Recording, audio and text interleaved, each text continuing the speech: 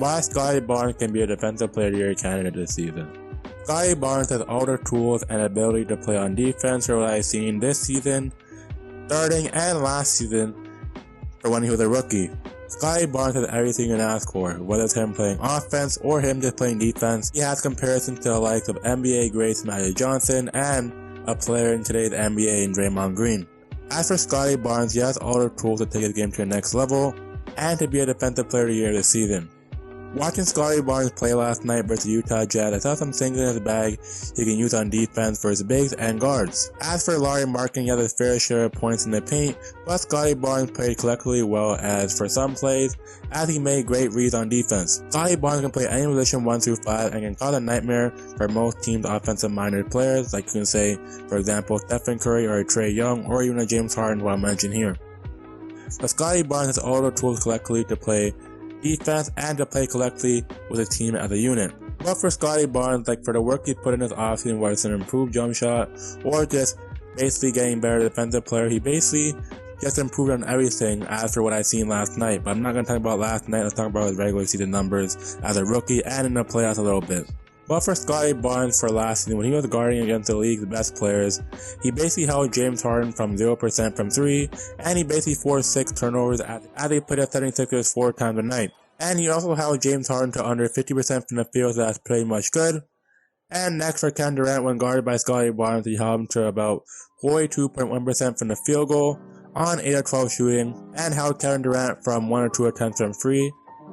And held Kevin Durant from 50% from the 3-point line, as he basically got 2 attempts on him. And for the Raptors that he played the Brooklyn Nets 4 times, he basically turned KD over 4 times. Flashback. Great footwork.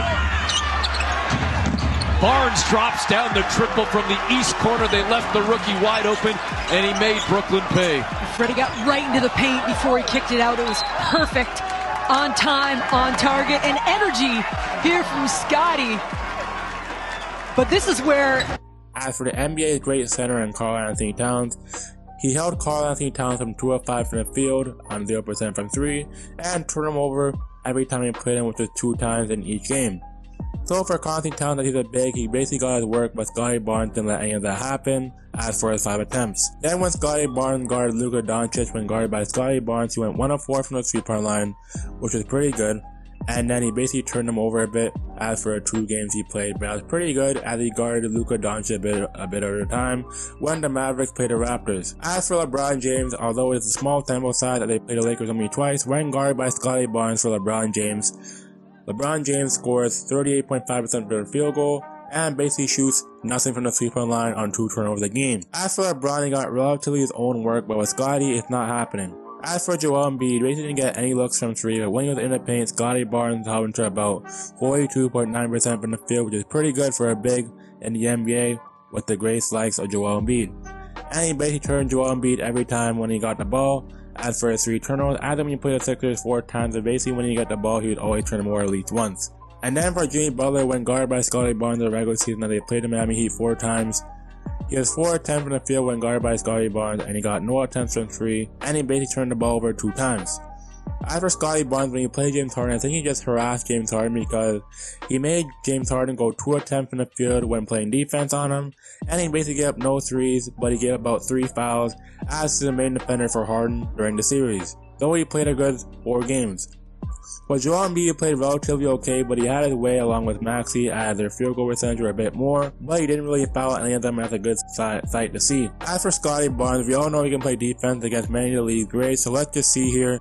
As for Scottie Barrnes, he harasses almost the most NBA greats and players like LeBron James, Kevin Durant, James Harden, Joel Embiid, or anybody else who's elite in the NBA you can ask. He just brings that defensive presence on and off the court. But for Scottie Barrnes, you know what it takes for him being a great offensive player, as over time it will develop, but I think with his defense is pretty much there.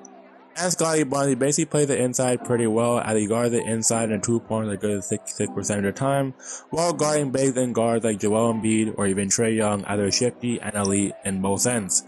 As also for Scottie Barrnes, he defends the 3-pointer under league average 40%, which is relatively great, and he defends all aspects of the court pretty much well.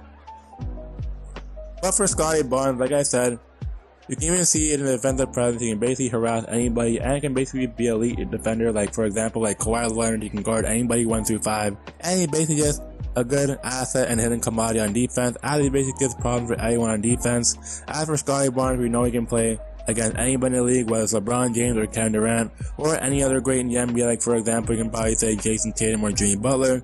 But for Scottie Barrnes, he basically holds his own.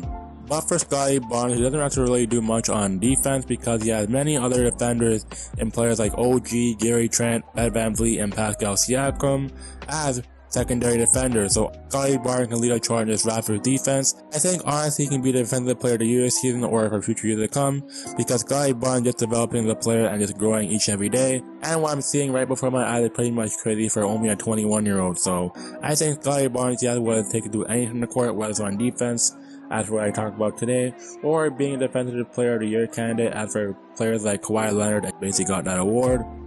And there's nothing really else for me to say. And it's why Scottie Barrnes can win the defensive player of the year this season. So if you are new, hit the like button, comment, subscribe, and it's your boy Demi. And I'm signing out. Please leave a like on this video and subscribe to the channel because it means a lot. And I'm out. Peace.